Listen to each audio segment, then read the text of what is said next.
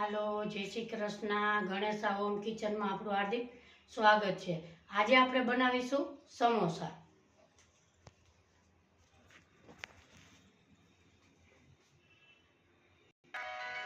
આજે આપણે સૌ પ્રથમ લોટ બાંધીશું. એમાં 2 વાટકા મેંદાનો લોટ લીધો છે. અજમા 1 ચમચી અજમા લીધા છે. એને આપણે ક્રશ કરીને ઉમેરીશું. 4 ચમચી મોણ નાખશું. ઘીનું લીધું છે આપણે. ઘીનું કે તેલનું તમે કોઈ પણ લઈ શકો છો. ઘીનું તમે મોણ નાખો તો સરસ ખસ્તા બને છે. 1 ચમચી નિમક ઉમેરીશું. હવે આપણે એકદમ ઘી સાથે મેશ કરીશું.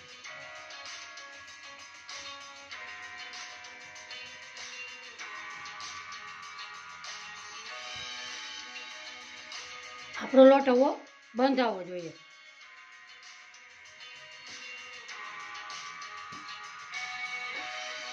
હવે આપણે પાણીથી લોટ બાંધશું.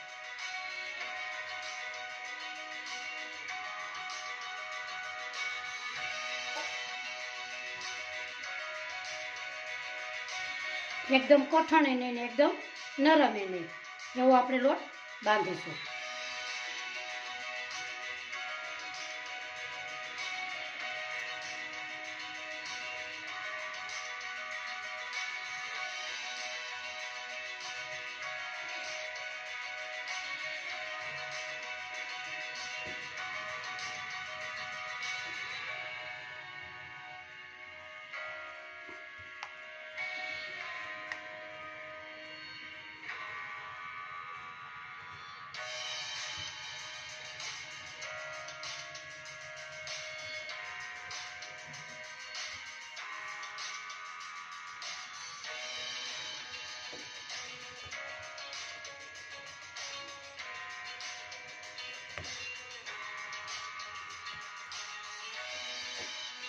આપણો લોટ બંધાઈ ગયો છે.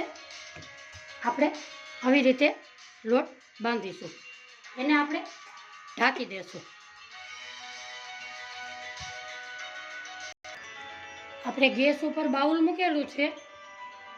એમાં આપણે તેલ ઉમેરીશું. 2 ચમચી.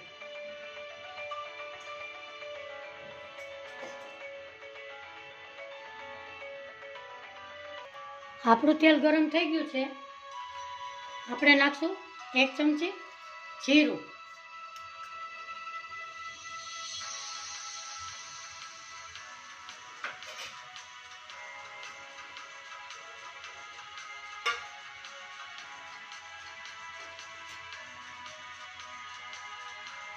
પછી નાખશું આદું,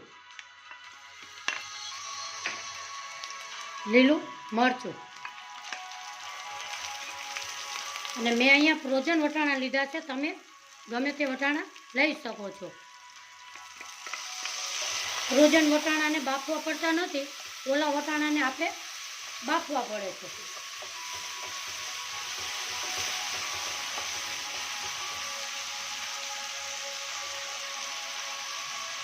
એને આપણે 2 મિનિટ ચડવા દેશું. ત્યાં સુધીમાં મસાલો કરશું. અહીંયા મેં એક ખાંડણી લીધી છે. એમાં વરિયાળી 1 ચમચી અને આખા ધાણા 2 ચમચી એ મેં લીધા છે. અને અધકચરા આમ વાટી લેશું.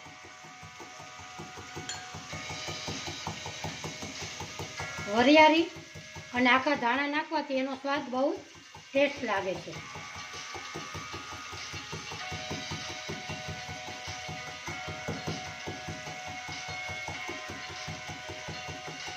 મેં અધકચરા વાટી લીધા છે.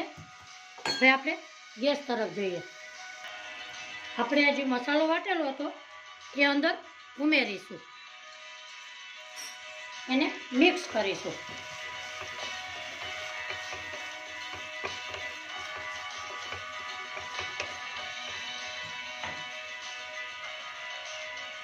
એમાં નાખીશું લાલ મરચું પાવડર. આ થોડાક સ્પાઇસી હોય તો મસ્ત લાગે છે. 2 ચમચી લાલ મરચું, 1 ચમચી ધાણા જીરું, 1 ચમચી હળદર,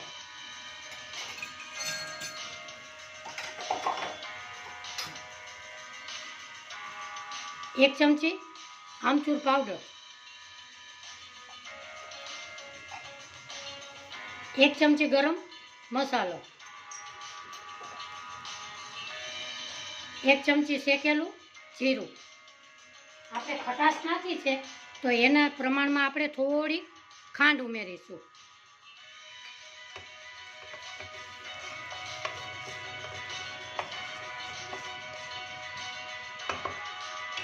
અહીંયા મેં બટેટા લીધા છે, 4 બટેટા લીધા છે. એને આપણે મેશ નથી કરવાના, પણ આવી રીતે હાથ વડે જ આપણે એમાં મેશ કરવાના છે.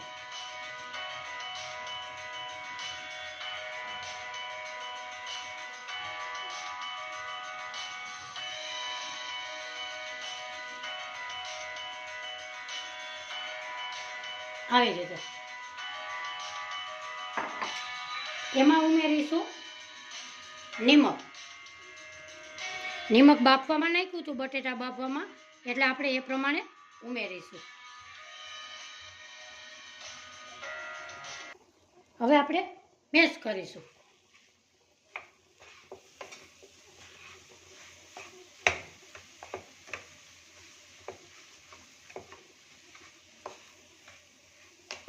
એમાં આપણે નાખીશું ધાણા ભાજી.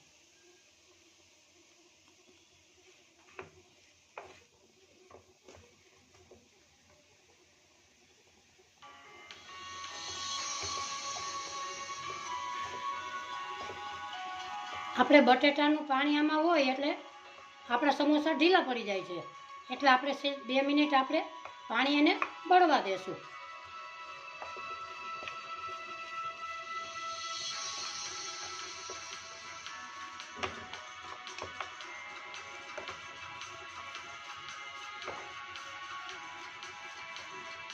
આવી રીતે આપણો મસાલો તૈયાર થઈ ગયો છે.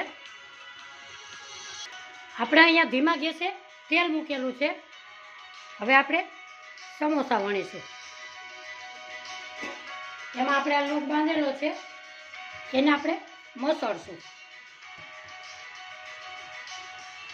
આજનો મારો વિડીયો જોતા હોય તો લાઈક કરજો, શેર કરજો, સબસ્ક્રાઈબ કરજો.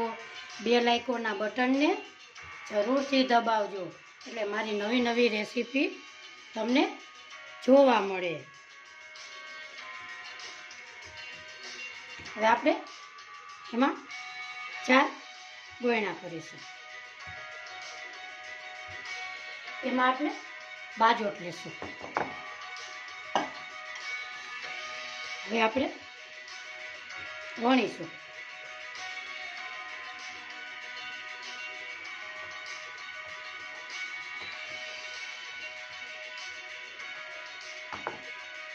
આપણે ગોળ શેપ નથી કરવાનો, લાંબો વણવાનો છે. નહીં જાડો અને નહીં પતલો. જાડો કરશું તો આપણા ક્રિસ્પી નહીં થાય અને કાચા રહેશે.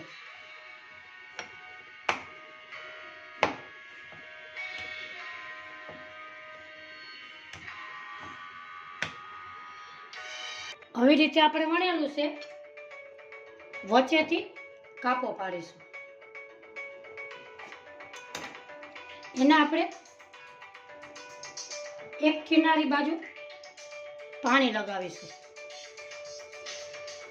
એને આપણે આવી રીતે કોનની જેમ ફોલ્ટ કરીશું. એને ફોલ્ટ સરસ કરવાનો, નહીતર છૂટું પડી જાય છે. આવી રીતે એમાં આપણે સ્ટફિંગ કરેલું છે એ ભરશું.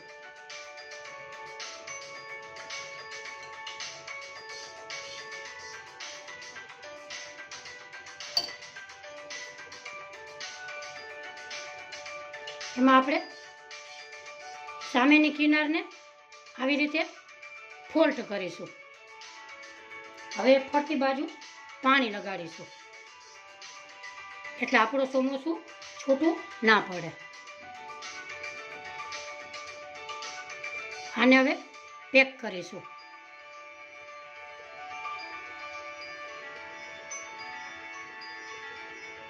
આવી રીતે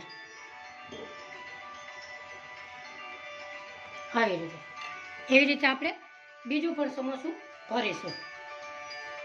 એને પાણી લગાવીશું અને કોનની જેમ આપણે પેક કરીશું.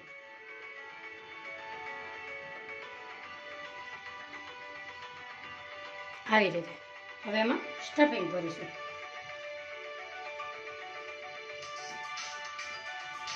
એને આપણે સામેની કોરે ફોલ્ડ કરીશું, પછી ફરીથી પાણી લગાવીશું. હવે એને પેક કરીશું.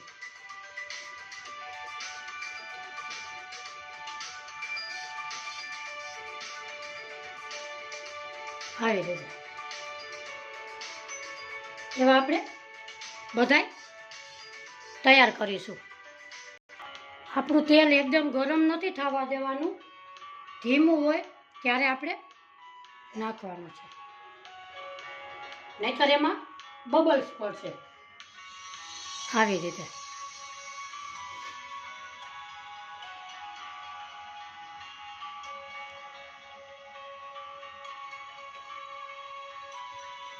એને આપણે ધીમા ગેસે થવા દેશું. ત્યાં સુધીમાં આપણે બીજા વણી લઈએ. એને આપણે ઉથલાવવાના પણ નથી.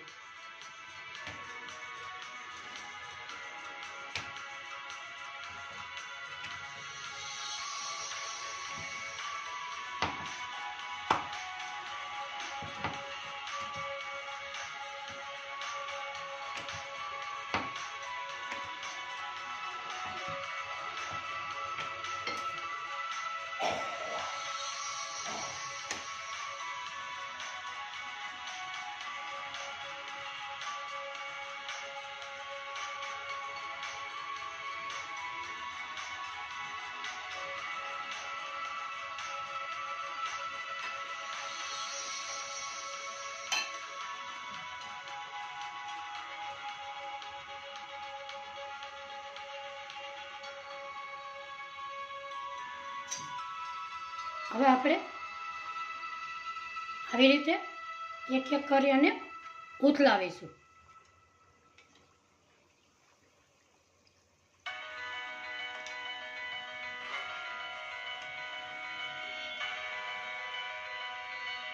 આવી રીતે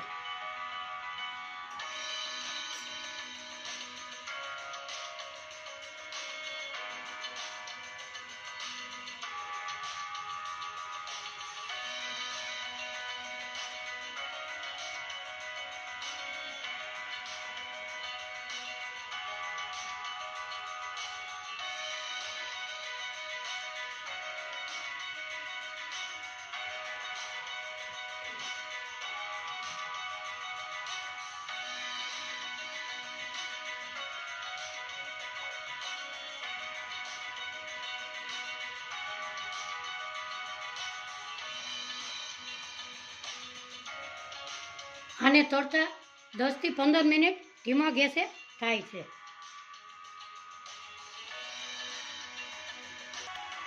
થોડા ગોલ્ડન બ્રાઉન થઈ ગયા છે. હજી આપણે એને બ્રાઉન થવા દેશું. આવી રીતે ધીમો ગેસ રાખવાથી આપણા સમોસા ક્રિસ્પી બને છે અને માથે બબલ્સ થતા નથી. એને બધી રીતના બધાને પલટાવીશું.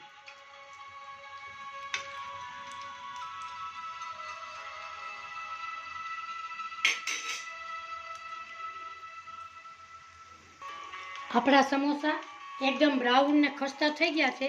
એને એક પ્લેટમાં આપણે કાઢી લઈએ.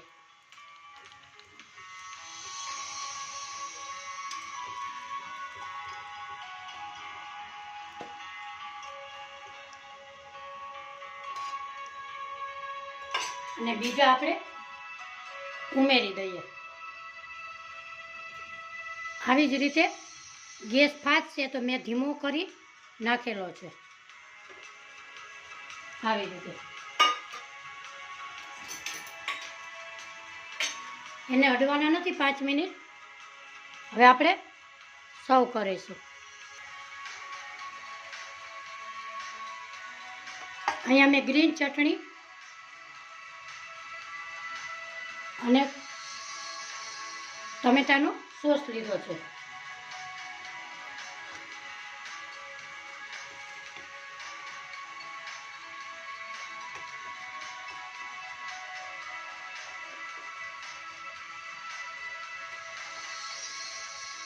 આજની રેસીપી મારી કેવી લાગી એ કોમેન્ટ બોક્સમાં જરૂરથી જણાવજો.